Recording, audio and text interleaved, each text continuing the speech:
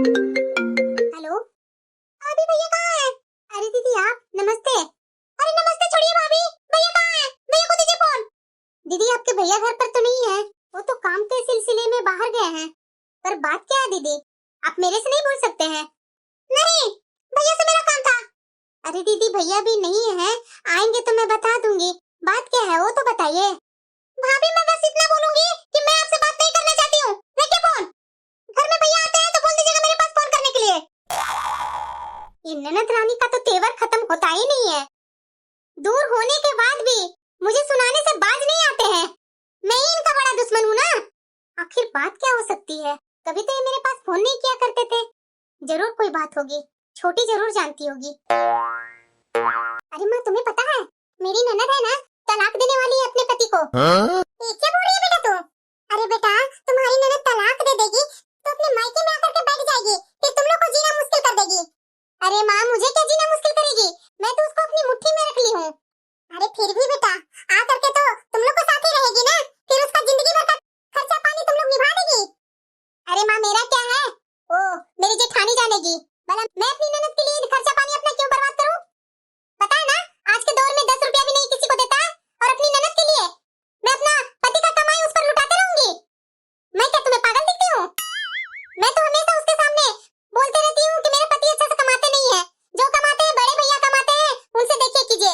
इसीलिए तो अपने बड़े भैया को मानती है। भाभी के खिलाफ इतना मैं करती हूँ ना कि वो भाभी को कभी इज्जत देगी ही नहीं। अरे वाह बेटा तू तो मेरे ऊपर गई है। ऐसी लगी रहो बेटा, ऐसी लगी रहो। तो और क्या माँ, मैं उस जेठानी को जितने दूंगी ये कभी हो ही नहीं सकता है। जब से अलग हुई है ना तब से तो मेरा दिमाग ही खराब रहता है। एक तो भैया इतना पैसा कमाते हैं और दिखाती है ठाट से कि मैं कहीं की महारानी हूँ। मुझे तो उनका विचार जरा सा पसंद नहीं आता माँ।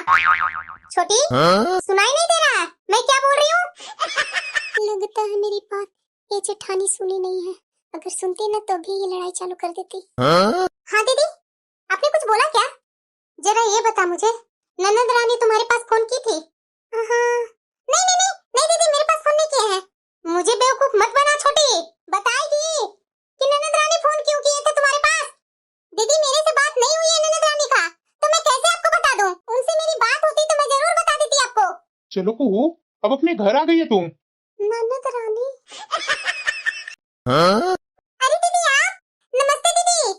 नमस्ते भाभी नमस्ते। मैं तो बहुत खुश हूँ दीदी कि आखिरकार आप आ ही गए। आइए आइए बैठिए। जरा ये बताइए आप मेरे से बिना बोले दीदी को आप यहाँ ले आए?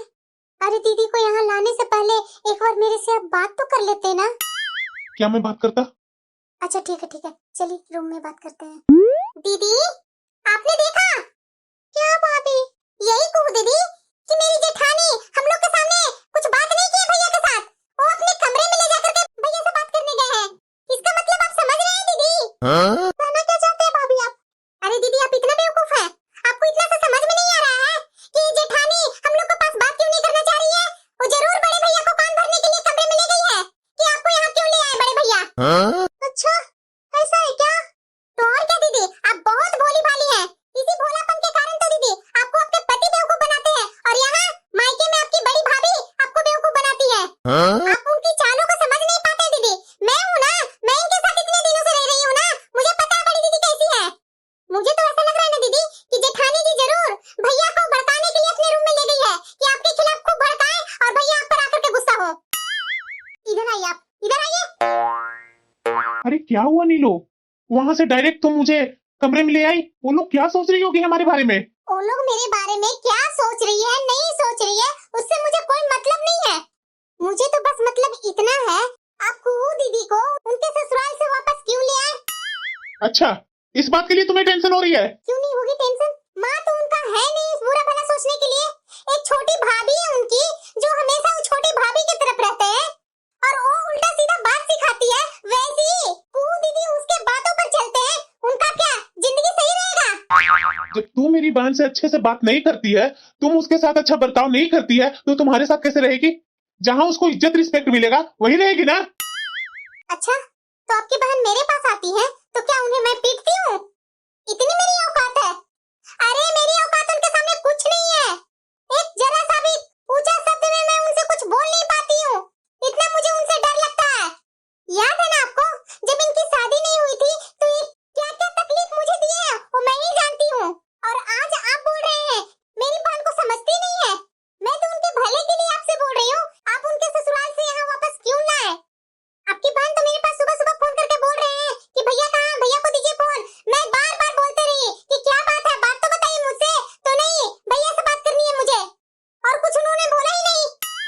क्यों बताती तुमसे अपना कुछ समाचार?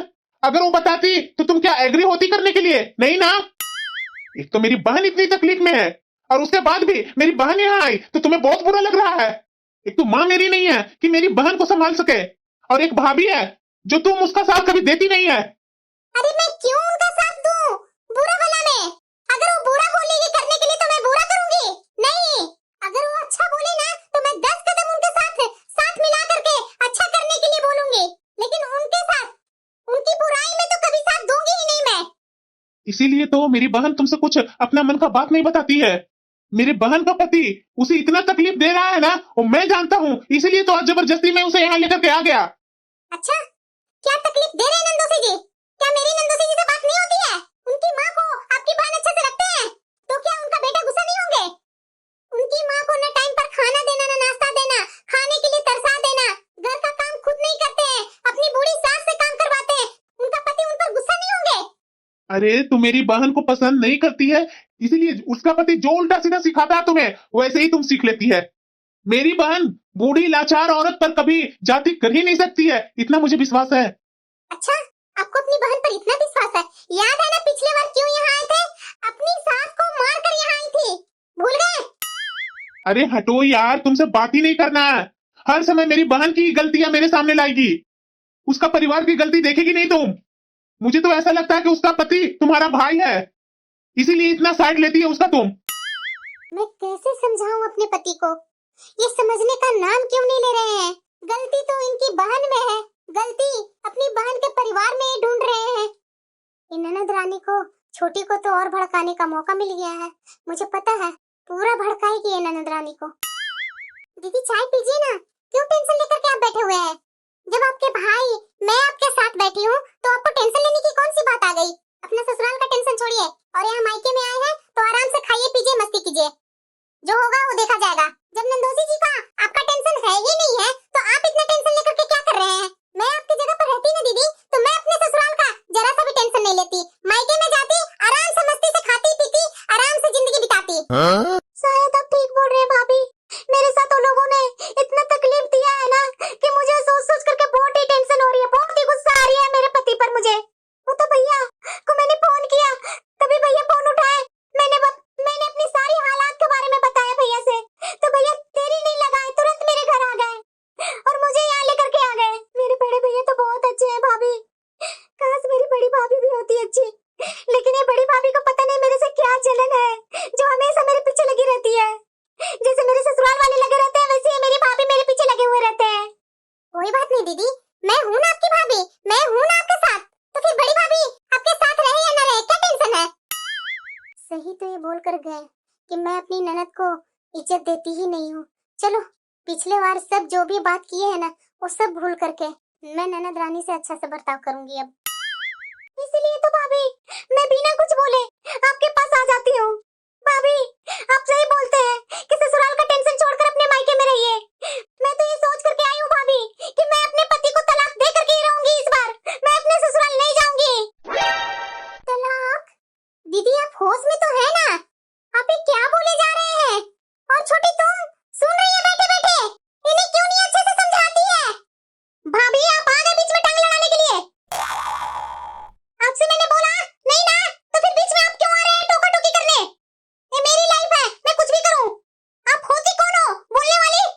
भाभी आप अपने कामों से मतलब रखिए, मेरे मामलों में इंटरफेयर करना बंद कीजिए। अच्छा जवाब मिल रहा है जेठानी का, मेरी तो आत्मा ही तृप्त हो रही है। दीदी आपको जो बोलना है मुझे वो बोल लीजिए, लेकिन मैं फिर से आपको बोल रही हूँ कि ये तलाक ये सब सही बात नहीं है दीदी। आपकी शादी के 10 साल हो गए दीदी, और 10 साल के बाद ऐसा क्या हो गया जो आप तलाक लेने का बात कर रहे हैं? ये बच्चों का खेल नहीं है दीदी शादी ब्याह। जेठानी जी आप तो रहने ही दीजिए, जिस पर पड़ता है ना उसी को पता चलता है। आप क्या जाने, दीदी को तो नंदोसी जी डेली पीटते हैं, कौन भला इतना मार खाएगा अपने पति से? मार खाने के लिए शादी होती है क्या? इससे अच्छा है ना कि अलग अलग हो जाए।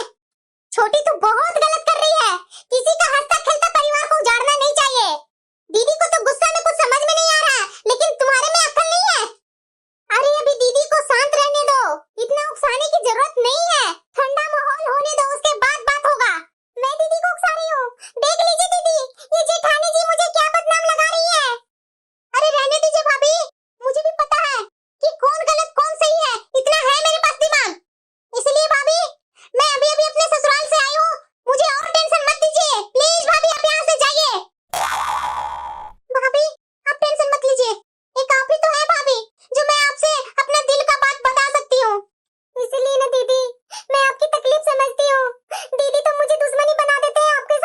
जैसे लगता है दीदी कि मैं आपके लिए खड्डा खोद रही हूँ।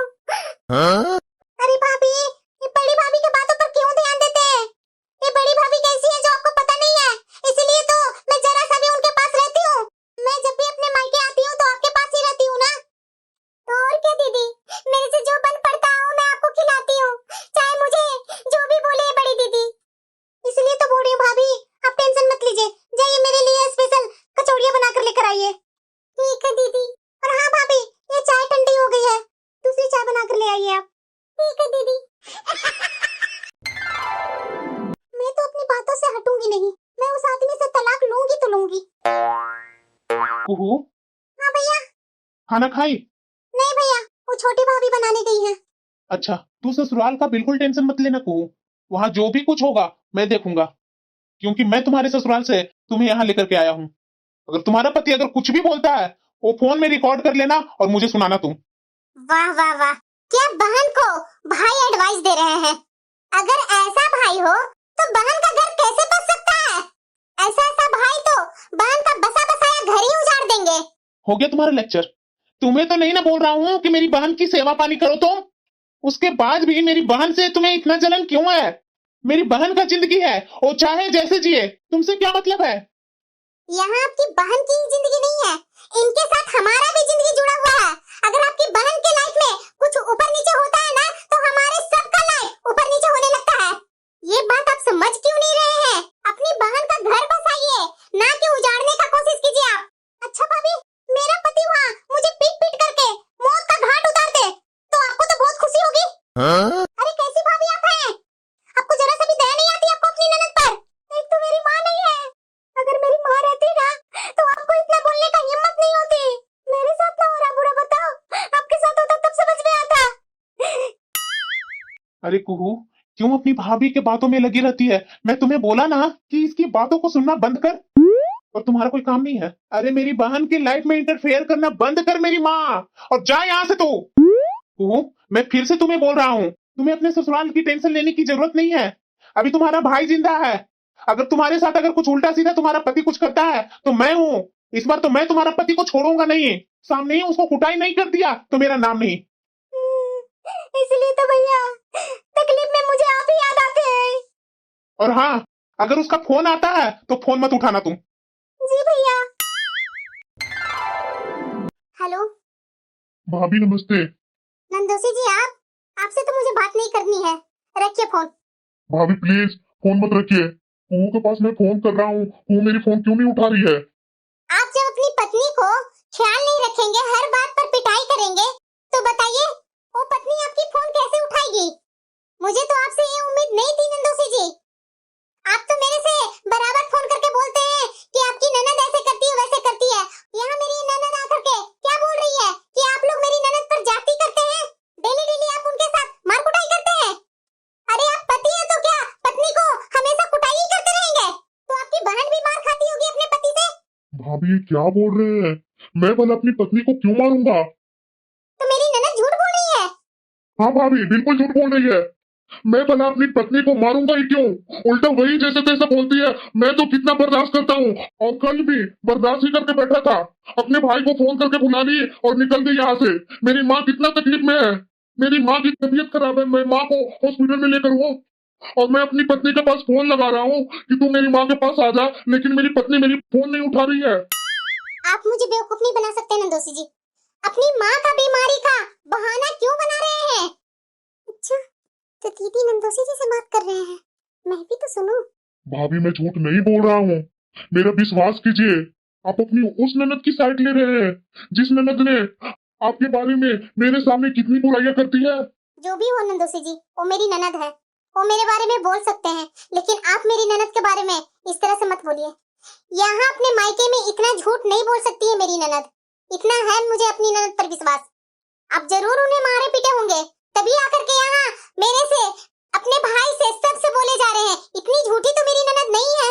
अच्छा भाभी, मैंने उसे मारा है ना, तो ठीक है, मारा हूँ मैं तो अभी तो ज्यादा दिन हुए नहीं है, दूसरे दिन ही हुआ है, तो कुछ चोट का तो निशान होगा ना। जाइए अपनी ननद को देखिए, तो अगर चोट का निशान होगा तो बताइएगा मुझे। क्या हुआ भाभी? दीदी दीदी, मैं सोच भी नहीं सकती थी कि ये जेठानी इतनी चालाक है। इस बार क्या हुआ भाभी? अरे दीदी मैं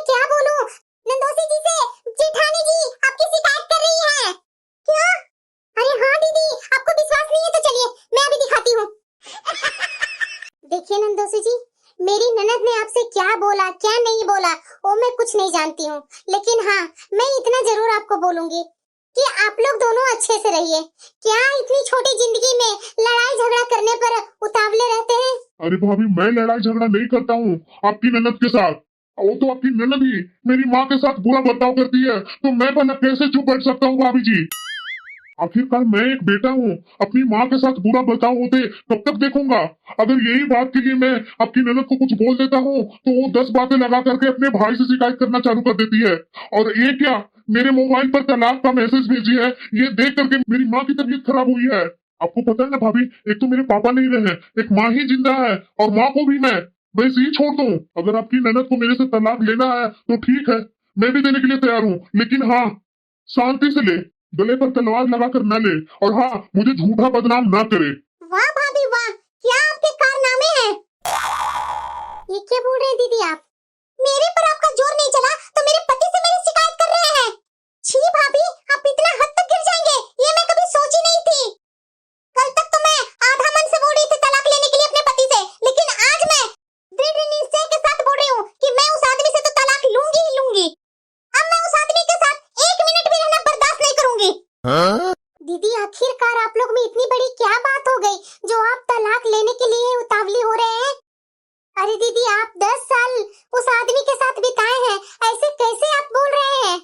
ऐसे क्यों नहीं बोलूं भाभी? वो आदमी आपको जैसे पाठ पढ़ाता है वैसे आप पढ़ लेते हैं। मेरे बारे में जरा सा भी मेरी हकीकत जानते हैं। मेरी माँ नहीं ना रही, इसीलिए आप लोग को बोलने का मौका मिल गया है। बोलिए ना, आपको पता भी है वो मेरे साथ कैसा बर्ताव होता है। मेरी सास मेरे पीछे पड़ी रहती है कि बच्चा नहीं हुआ 10 साल में, बच्चा नहीं होगा तो मैं अपने बेटे को दूसरा शादी कर दूंगी। ये आपका नंदोसी जी आपसे फोन करके बोलते हैं, इसी कारणवश मैं अपनी सास को मेरे मन में जो आता है उसे मैं बोल देती हूँ। मेरी सास मेरे पति से अलग हमेशा करवाना चाहती है तो मैं कैसे चुप बैठती भाभी? इसलिए मैंने सोचा कि जब मेरी सास मेरे पति से अलग करवाना ही चाहती है तो मैं उनसे तलाक ले लेती हूँ, ताकि वो भी अपनी जिंदगी अच्छे से जिए और मैं भी अपनी जिंदगी अपने तरीके से जीऊंगी। अरे दीदी, हर मुश्किल की घड़ी में इस तरह से भागना नहीं चाहिए। अगर मुश्किल आती है ना तो उससे डटकर सामना करनी चाहिए। ये तो बात मुझे पता ही नहीं था कि आपके बच्चा ना होने के कारण आपकी सास आपके साथ बुरा बर्ताव करती है। नंदोसी जी तो मेरे से ऐसा उन्होंने कुछ नहीं बोला। यही बात है भाभी कि मैं अपने ससुराल में रहना नहीं चाहती हूँ।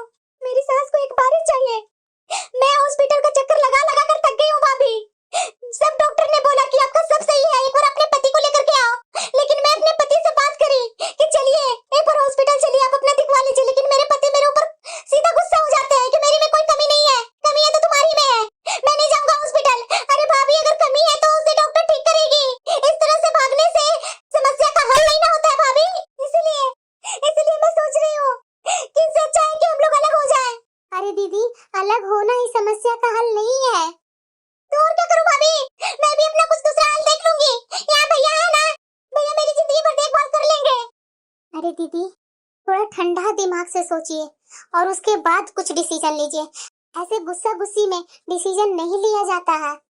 माना दीदी, आपके भैया आपको जिंदगी भर देखभाल कर लेंगे, लेकिन आपके भैया आपकी जिंदगी भर कैसे देखभाल करेंगे? उनके भी तो बच्चे हैं ना, उनके भी बच्चे बड़े होंगे, कल के बहू आएगी, बेटा बड़ा होगा, हमारा शरीर हमारा साथ नहीं देगा तो कल का आपके भैया आपको कैसे देखभाल करेंगे? आप अपनी छोटी भाभी पर विश्वास रखते हैं, मेरी छोटी भाभी मेरा ख्याल रखेगी।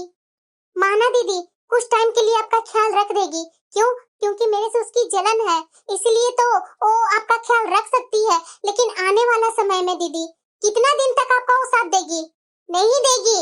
देखिए दीदी, मैं इतने साल अपना उम्र काट चुकी हूँ, मुझे भी बुरा भला की ज्ञान है। आज मेरी बात आपको कड़वी लगेगी, लेकिन मेरी बात गांठ बांध करके सुन लीजिए। कल का आपका ना भाई साथ देंगे ना आपकी भाभी साथ देगी। आप अपनी उस जिंदगी में कहाँ जाएंगे ये आपने कभी सोचा है? और हाँ, अगर आप अपने पति से तलाक ले करके अगर दूसरी शादी करेंगे तो कल का क्या भरोसा है कि आपका परिवार सही मिलेगा? इसीलिए बोलूंगी मैं दीदी कि अभी जो है उसको सुधारने का कोशिश कीजिए। नंदोसी जी नहीं चेकअप के लिए जाते हैं तो हम लोग है ना, हम लोग प्रेशर देते हैं। अगर उसके बाद नंदोसी जी आपके साथ कुछ भी बुरा बर्ताव करते हैं, हमसे आप बोलिए, आप क्या छोटी भाभी और भैया के चक्कर में पड़े हुए रहते हैं? भैया को आप जानते ही हैं कि गर्म दिमाग उनका हमेशा रहता है, थोड़ी सी तकलीफ अपनी बहन को सह नहीं पाते हैं। आप बताइए दीदी, क्या आप अपने पति को छोड़ करके जिंदगी भर रह सकेंगे? नहीं भाभी, मैं उनके बिना जरा सा भी नहीं रहूंगी। तो बस दीदी, अब रोने की जरूरत नहीं है। मैं खुद आपके ससुराल चलती हूँ और मैं नंदोसी जी से बात करती हूँ। अगर वो नहीं मानेंगे तो भैया बीच में पड़ेंगे, मैं उस बीच से हट जाऊंगी।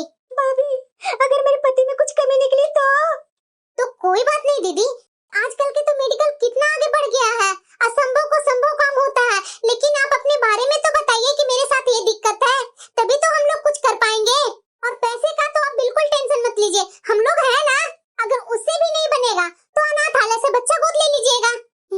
तो मैंने कभी सोचा ही नहीं था, ननद रानी तलाक लेकर के यहाँ रहेंगी तो हम लोग को सर पर ही तो इनकी टेंशन की गठरी रहेगी। दीदी ने तो अच्छा फैसला लिया, मैं फालतू में दीदी से जल जल करके ननद रानी को आगे बढ़ावा देती थी। मैं बहुत गलत कर रही थी, आने वाला कल तो खुद ही खड्डा में डाल रही थी। भाभी, मुझे माफ कर दीजिए भाभी, मैं इतना गुस्सा में अंधी हो गई थी जो आपका हर सही बात गलत मुझे लगती थी। मैंने आपके साथ कितना बुरा बर्ताव की, लेकिन खराब से खराब समय में आप मेरा साथ दिए। सॉरी भाभी, मुझे माफ कर दीजिए। मैं तो छोटी भाभी के बातों में बह गई थी और अपने ससुराल की जाति से ही परेशान थी, इसलिए आप मुझे बुरा लगती थी। सॉरी भाभी, मुझे माफ कर दीजिए। दीदी, हो सके तो मुझे भी माफ कर दीजिए। मैं पता नहीं आपसे इतना क्यों जलती थी, शायद आपका इस घर में बहुत बड़ाइयाँ होती थी ना, इसलिए मैं आपसे हमेशा जलती थी कि इस घर में मेरी बड़ाइयाँ क्यों नहीं होती है। हर किसी के मुंह पर बड़ी दीदी का ही बात क्यों रहता है, इसलिए मैं कू दीदी को भी भड़काते गई। मैं ये नहीं जानी इनके भड़काने के चक्कर में हमारा सबका जिंदगी बर्बाद होगा। अब तो समझ में आ गई ना छोटी कि जिंदगी क्या होती है। अरे माँ जी के न रहने के बाद हम लोग को ही इनकी माँ का, इनके पिता का फर्ज निभाना पड़ेगा। पापा जी को तो तुम जानती ही है, जब से माँ जी का डेथ हुआ है पापा जी तो अपने होश में ही नहीं रहते हैं। सही बोल रही भाभी, इसलिए तो मैं अपने पापा से अपने ससुराल की बातें कभी की नहीं, उनको मैं क्यों तकलीफ दूं। दीदी, यह तो आपने बहुत अच्छा किया। कोई बात नहीं दीदी, आप रोना बंद कीजिए। आपकी सास बीमार है, चलिए आपकी सास से भी मिल लेते हैं हम लोग। आपके पति पर भी हम लोग दबाव डालेंगे कि आप अपना चेकअप करवाइए और मेरी ननद को बुरा भला बोलना बंद कीजिए। थैंक यू भाभी, मेरी जिंदगी बर्बाद होने से आपने बचा लिया, थैंक यू। अरे कोई बात नहीं दीदी, ये तो हमारा फर्ज है, फर्ज तो मैं निभाऊंगी ना। थैंक यू का कोई बात नहीं है, वैसे भी अपनों में थैंक यू की जगह ही नहीं होती है।